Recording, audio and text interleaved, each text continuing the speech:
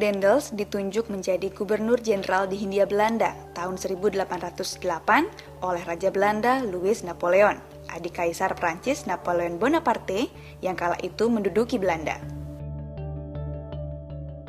Daendels diberi mandat terutama untuk melindungi Pulau Jawa dari serangan tentara Inggris yang berada di India. Setelah melalui perjalanan yang panjang, Daendels tiba di Batavia pada 5 Januari 1808. Daendels melakukan berbagai perombakan besar-besaran. Tentara ditambah dari 3.000 menjadi 20.000 orang. Ia membangun rumah sakit dan tangsi-tangsi militer baru.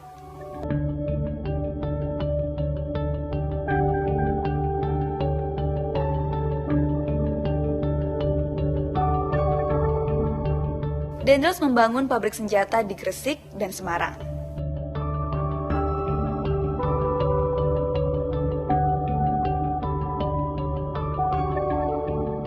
Membangun pangkalan angkatan laut di ujung Kulon dan Surabaya.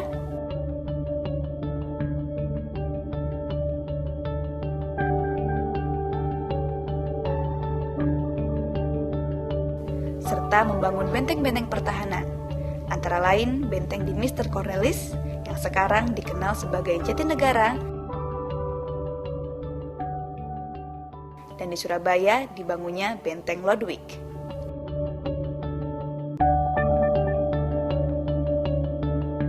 Proyek utama sekaligus obsesi besar Daendels yaitu Jalan Raya Pos, yang dibangun dengan alasan menjaga kewibawaan Belanda Prancis dan secara militer, jika suatu saat datang serangan dari Inggris, serdadu-serdadunya dapat bergerak dengan cepat.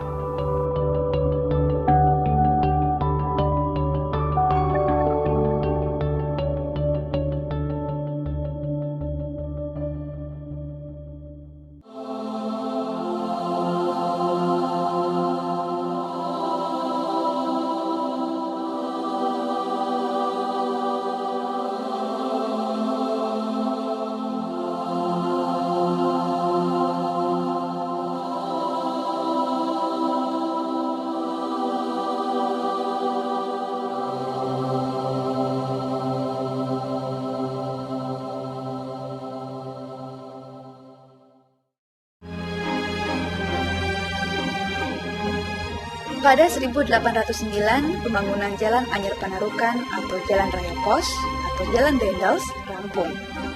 Jalan ini memiliki panjang 1.000 km. Namun, kesuksesan Daendels meninggalkan luka mendalam bagi penduduk pribumi. Dalam membuat Jalan Anyer Panarukan, tak jarang para pekerja rodi menembus jalan yang sulit, menerobos gunung-gunung tinggi, jurang, dan hutan belantara.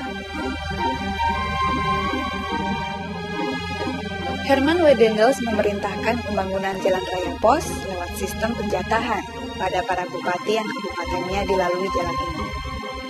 Bila tak dapat menyelesaikan jatah sesuai waktu yang ditentukan, penanggung jawab teknis pengerahan rodi ini akan digantung sampai mati. Di Gerobokan, warga pribumi yang tewas diperkirakan mencapai 3.000 orang.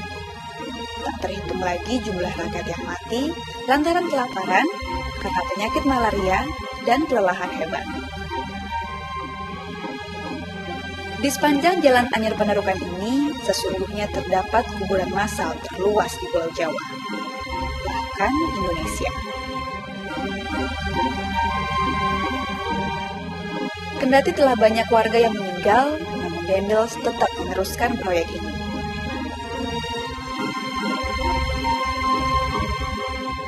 Hal itu menimbulkan sikap perlawanan terhadap Daendels, seperti perlawanan Pangeran Cornel atau Pangeran Kusumadinata IX, Bupati Sumedang di Jawa Barat.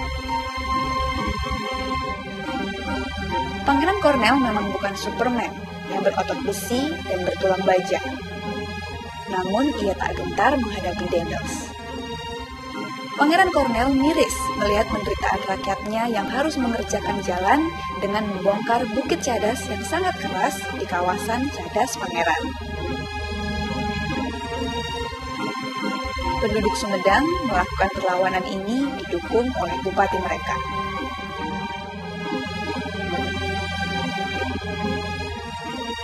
Untuk mengabadikan jasa-jasanya, masyarakat Sumedang mendirikan patung Pangeran Kornel berhadapan dengan Dendels. Pangeran Kornel digambarkan memberikan tangan kirinya ketika berjabatan tangan, sementara tangan kanannya memegang hulu keris naga sasra.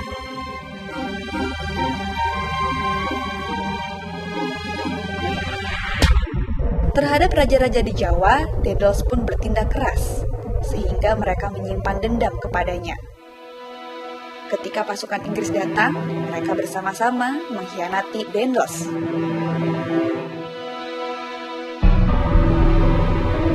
Muncullah ketidakharmonisan antara pemerintah Belanda Prancis dan pejabat pribumi. Dendels ditarik pulang ke Belanda setelah jatuhnya Napoleon. Dendels mengabdi pada Raja Willem I. Ia dikirim ke Pantai Emas di Afrika. Di sini ia terkucil, kesepian, dan wafat pada 1818.